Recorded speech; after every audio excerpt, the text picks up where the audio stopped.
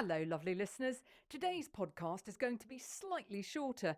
Unfortunately, we had some terrible mic issues that we were unaware of, but we have since purchased a new microphone, so future episodes shall be a bliss of high quality audio. Happy listening. Hi, I'm Liz Sweet. I'm an oceanographer and conservationist. And I'm Pierre. I'm also a conservationist and filmmaker. And welcome to the Wild Islands podcast. So we're on Guernsey and we are on the Ozan Steps. We're on the Ozan Steps. I didn't know it was called that actually, which is bad. Well, I hope it is the Ozan Steps, otherwise I'd like to keep So we're at Fermain Bay. We're overlooking the bay, so the camera can't see that, but it is a beautiful day. Got Herm over there, Sark over there, Condor Clipper going that way. Yeah, so why are we here today, Pierre? Why are we here today? We're going to talk about nature, land use and oceans. And why are we going to talk about that, Liz? Because that was yesterday's theme at COP28. This is going to go out later than that though, so it's not current, but it is a perfect theme for the podcast. It's going to wait, it's McLean. Mr. Dornier, so nature, land use and oceans there. Yeah. And it's also a good bit of conservation optimism, isn't it? It is very good because $186 million has been pledged.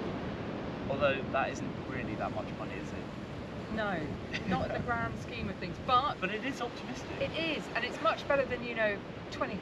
Yeah. Okay, yeah, so the commitments that have been made are building on COP28 now. I always get this wrong. World Climate Action Summit?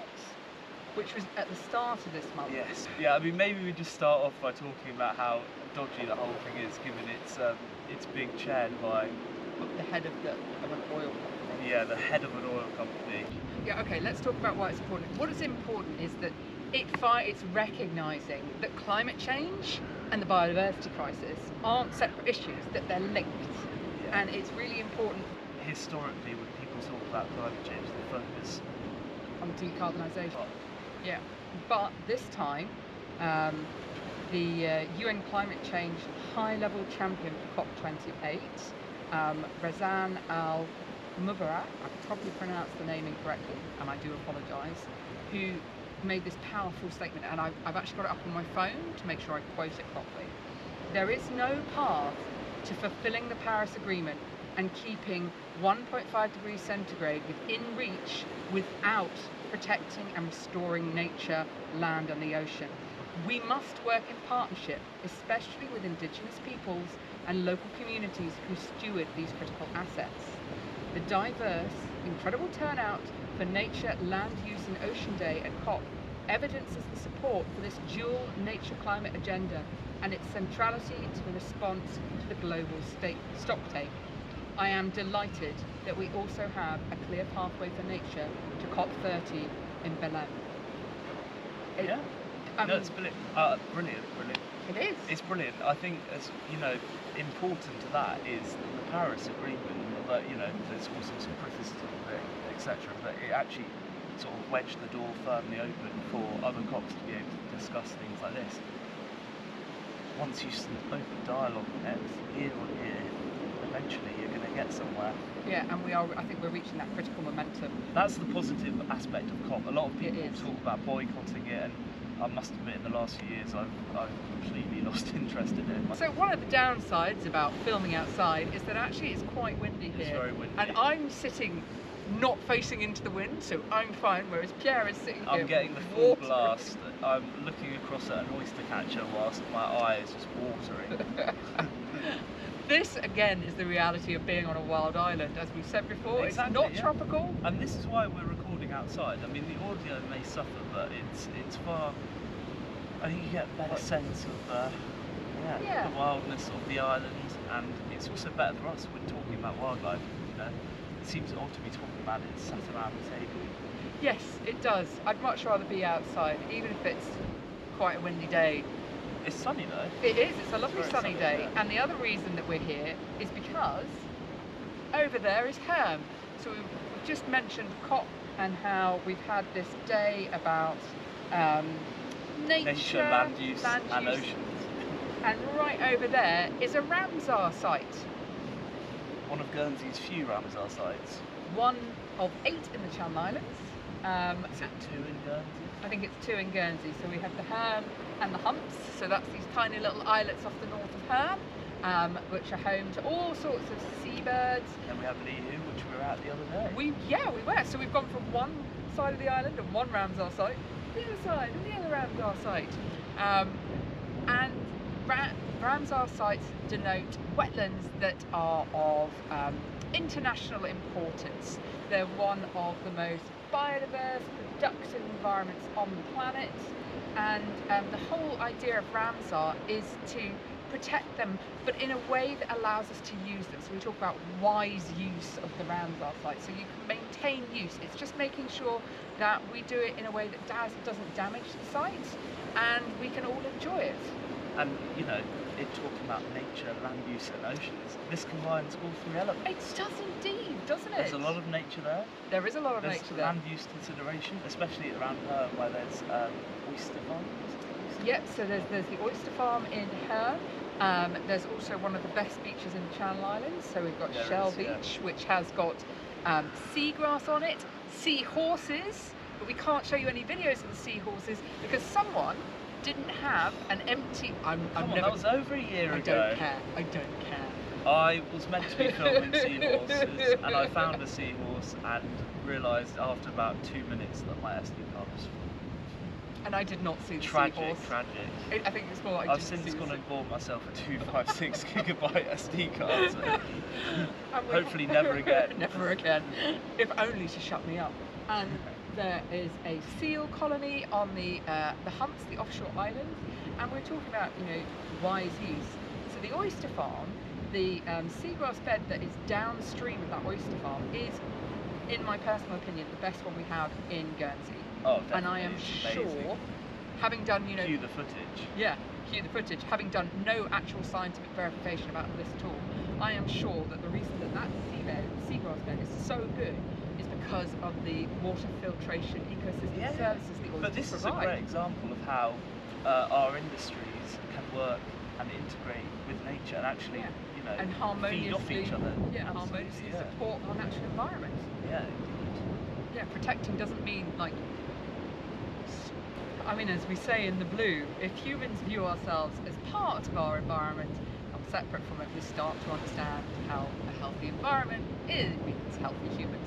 And I think that's really at the heart of COP. And without the quote about how we have to work with indigenous peoples and people that are stewards of these lands is so important, because actually it is your local community that best knows the environment. If I want to know something that's going on in the ocean, I will tend to talk to fishermen that I yourself.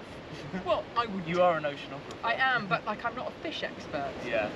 And the best people to talk to about that kind of marine life is the community. So going right back to how we've got climate, we've got biodiversity, and then we've got land stewardship.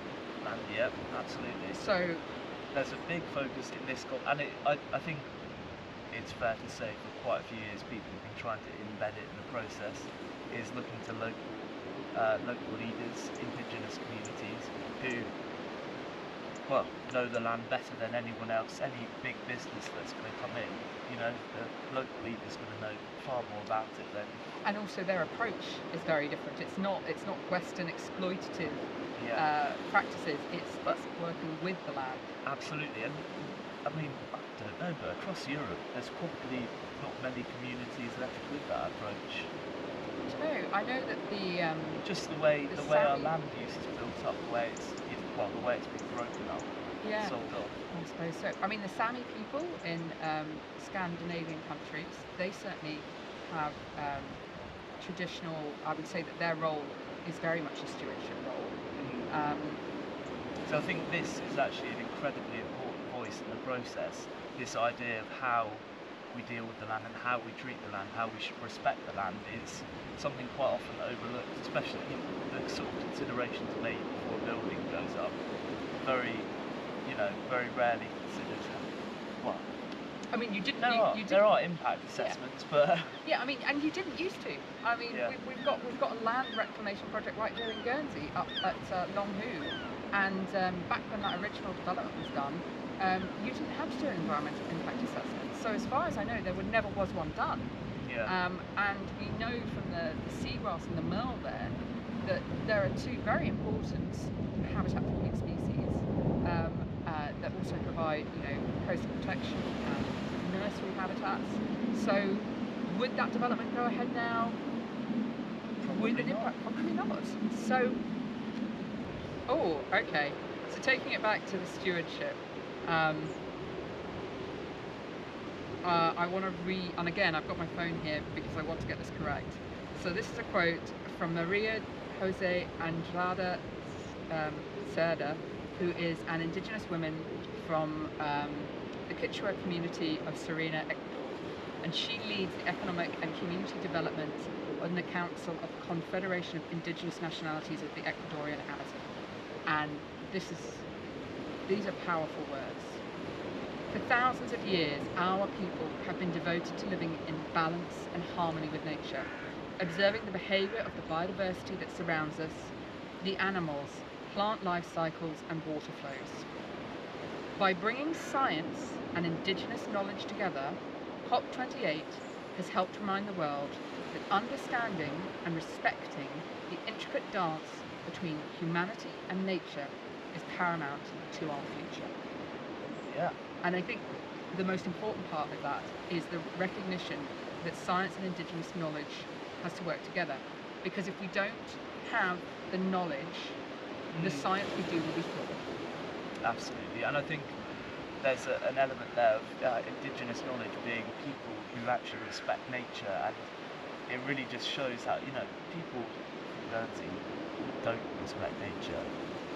I mean, I don't want to say that in a broad stroke, but on the whole, I think there are a lot of people that very much respect nature and care about nature, but the sort of Western attitude is, if someone says, "Oh, please don't cut down that tree," most people will laugh. I think there's very much a disconnect, and I think we have a lot of education to do. And I think you framed it right, is that we have historically viewed nature as something to take from. That's why this discussion in COP is so important, because it's not just commercial land use, it's about our communities, our cities, and building nature into the fabric of those spaces. So you like that, don't you? I do like that. And so join us next time for more weird, wonderful, wildlife related stuff. Bye.